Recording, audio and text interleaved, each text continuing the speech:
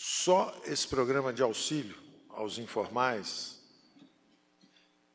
que foi a primeira preocupação do presidente, e depois foi estendido também a outras áreas, só esse programa excede todo o valor de gastos discricionários desse ano. Ou seja, todas as despesas que todos os ministérios teriam esse ano, que estava em torno de 95 bilhões de reais, apenas esse programa já excede esse valor previsto. Isso para dar uma ideia da magnitude da ameaça que avançou sobre a saúde do povo brasileiro. Então, o presidente Bolsonaro, desde o início, nos pediu que formulássemos programas que defendessem a saúde e o emprego dos brasileiros. Esse é um programa especificamente de defesa da vida e da saúde dos brasileiros. Então, se aproxima de 100 bilhões de reais. O total, já mobilizado por nós, passa de 3,4% do PIB. Ou seja, o déficit primário já atinge 6% do PIB. O déficit estrutural, por um lado, estava em 2,6% do PIB, com a queda da arrecadação. E, por outro lado, nós já avançamos 3,4% do PIB em medidas emergenciais, fazendo um total de 6% do PIB de déficit primário,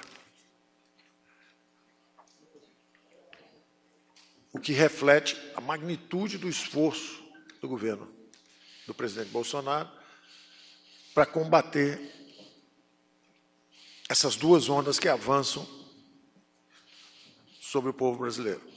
A primeira onda, a da saúde, que o Mandetta tem advertido, e a segunda onda, a da economia, a ameaça de depressão, de recessão, que pode chegar a uma depressão, que é o alerta que o presidente já tem dado.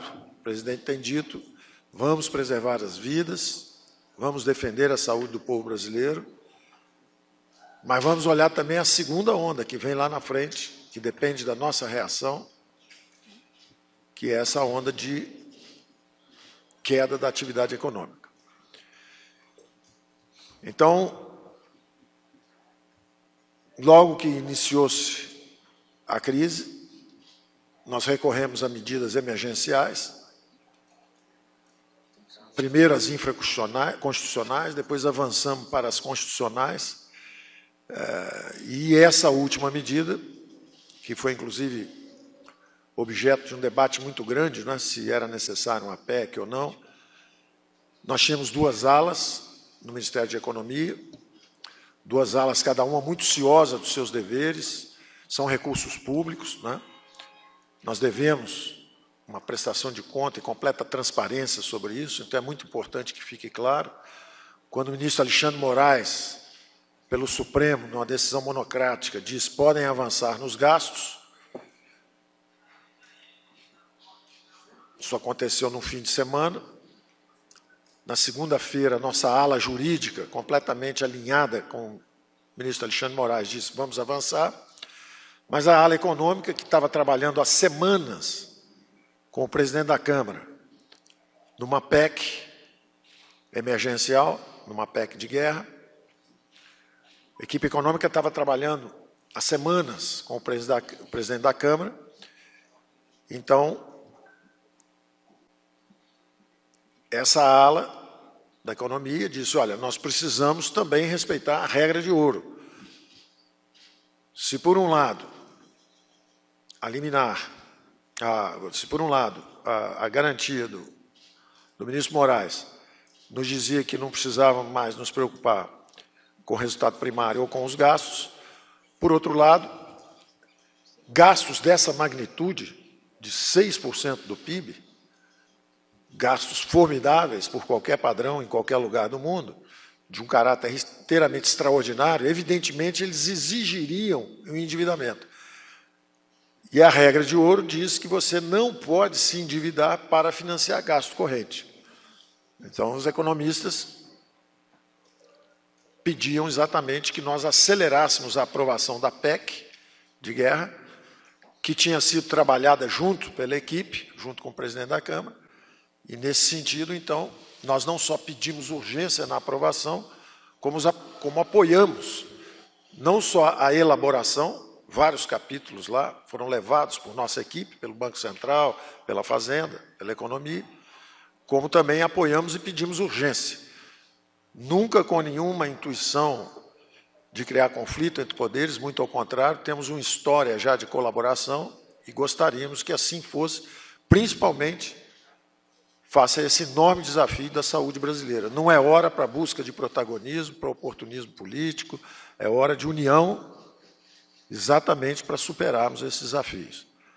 Então, eu passaria a palavra agora ao nosso ministro Onyx, porque é a cidadania que cuida da implementação do programa, da abrangência do programa. Quando nós começamos com a preocupação principalmente em 38 milhões de informais. Isso foi se expandindo, os valores foram subindo por atuação exatamente desse mecanismo democrático em que nós confiamos tanto.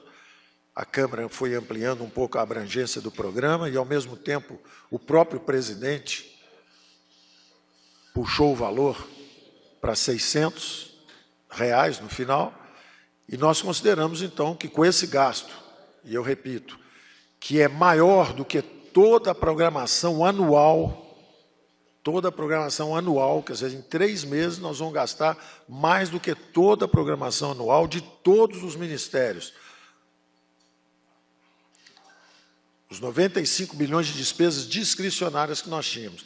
Daí, essa magnitude dos programas, que já passaram dos 800 bilhões e possivelmente vão chegar a quase R$ 1 trilhão de reais, ao longo das próximas semanas ou meses, é por isso que nós precisamos não só dessa blindagem jurídica, mas também dessa blindagem legislativa, e que nós estamos muito seguros, a decisão do presidente foi que nós vamos avançar, e nós estamos muito seguros, que até pela manifestação pública do Congresso, do presidente da Câmara, do ministro Supremo, ministros do Supremo, de que tudo isso, toda essa união em torno desses objetivos ocorrerá. Quer dizer, se nós tivéssemos aprovado na segunda-feira, um dia logo depois da medida do ministro Moraes, ou se fosse amanhã ou depois da manhã, depois da aprovação da PEC em si, a PEC de guerra, isso em si não afeta o cronograma físico. O que acontece, essa liberação, o que ela faz, se fosse segunda-feira ou se é hoje, é a liberação do caixa. Por isso que eu disse, ó, se aprovar, em 24 horas sai a licença, a sanção presidencial. Tanto que o presidente decidiu ir avante, e nós também, na economia, decidimos ir avante, nos alinhando com a linha jurídica, e dizendo, ó, vamos seguir mesmo antes da entrega da PEC. Embora a PEC, se fosse antecipada, também ajudaria a próprio grupo da economia a se sentir blindado para fazer manobras tão colossais, porque são manobras colossais. Nós estamos falando já de 300 bilhões de gastos. Quando você soma, não só, são 100 bilhões só dessa medida de ajuda emergencial. 100 bilhões só disso. Aí tem mais 88 bilhões para estados e municípios. Aí tem mais 50 bilhões para a complementação salarial. A empresa que quiser ou não puder pagar o salário completo, o governo vai e, em troca da manutenção do emprego, nós pagamos uma parte. Aí tem mais 40 bilhões de FOPAs, de folha de pagamento salarial, que são créditos também na veia, para que a empresa diga, olha, eu gostaria de manter emprego, só posso pagar um salário mais baixo. Tudo bem, o governo completa o salário. E, por falar nisso, mesmo para manter o emprego, mesmo a parte que eu devo pagar, eu também estou sem recurso. Não tem problema, está aqui o crédito para te dar o capital de giro para você pagar também essa parte, direto no bolso do trabalhador. Então, quando você soma isso tudo, já chegou a 300 bilhões, mais o déficit estrutural que já existia, então são números colossais. Daí a necessidade de nós avançarmos com segurança jurídica e segurança legislativa.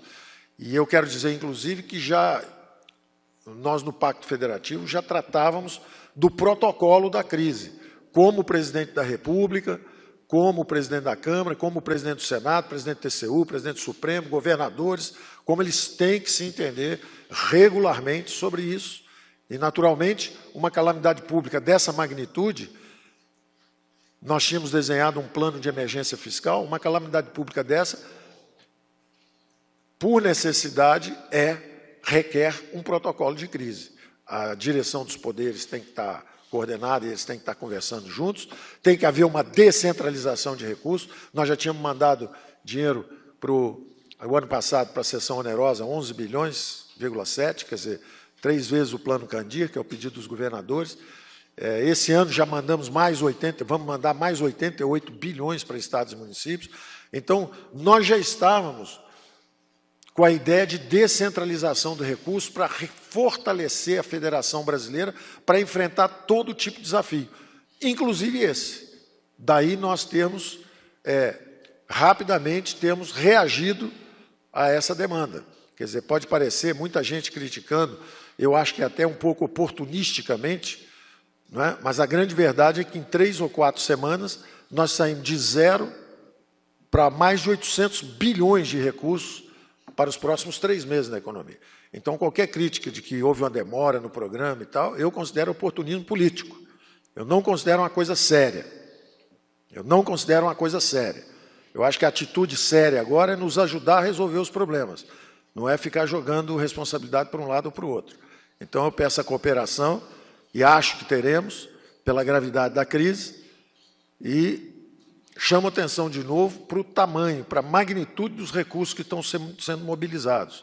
Isso nunca aconteceu antes, nunca foi numa velocidade tão grande. Nós estamos fazendo as comparações internacionais. Nenhum país emergente fez um movimento tão rápido e com tanto volume de recursos como nós.